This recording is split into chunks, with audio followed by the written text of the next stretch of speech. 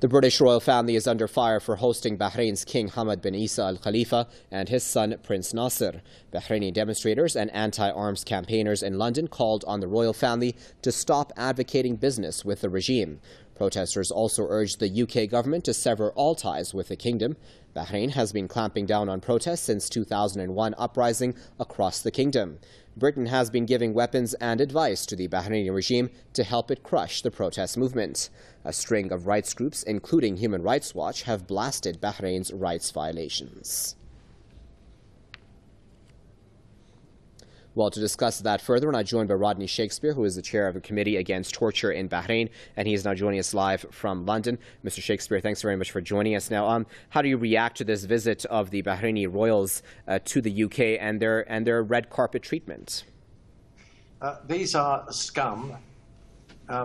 They not only preside over a regime of torture, when they've had a meal and exhibited their gross table manners, they go off and do a bit of torturing themselves.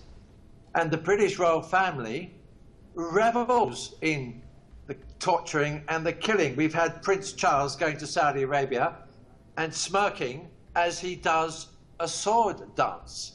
The fact of the matter is, the British royal family is hand in hand with the most gruesome regimes in the world, one of which is the Saudis, who are responsible for all the throat slitting, the head chopping and the garrotting of young girls. And the other one is the killer Khalifas in Bahrain, who actually go and do the torturing. When I name Prince Nasser as a straightforward, vicious, nasty, smirking torturer. And that's the British royal family for you. They're losing their moral authority because of their association with torturers. And as you rightfully pointed out, this does say a lot about the British royal family. Does it not support democracy? This country, if you look at the history since the last Second War, this country and the USA has intervened, has bombed about 30 civilian populations, has intervened to overthrow democracy, for example, in Iran in 1953, and then to support autocracy, which suppresses democracy. Let nobody think that this country stands for democracy. It stands for the suppression. And if you want the evidence, look at the relations with the killer Khalifas of Bahrain and the sexual perverts who like whipping women in Saudi Arabia. And so going forward, Mr. Shakespeare, should we expect any change in heart on the part of the British government, of the British royals? Because considering protesters still do come out on the streets on a very regular basis.